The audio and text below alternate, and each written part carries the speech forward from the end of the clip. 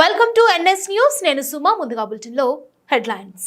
ఆత్రేయపురం మండలం పేరవరం గ్రామంలో మంగళవారం రాత్రి ఎస్సీ పేటకు చెందిన పెద్దలు, యువత, జనసేన నాయకులు తలారి రమేష్ ఆధ్వర్యంలో భారీగా జనసేన పార్టీలో చేరడం జరిగింది.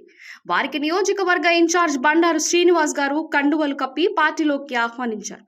ఈ కార్యక్రమంలో జిల్లా కార్యదర్శులు, మండల అధ్యక్షులు, జనసేన పార్టీ నాయకులు, కార్యకర్తలు మరియు జన సైనికులు పాల్గొన్నారు.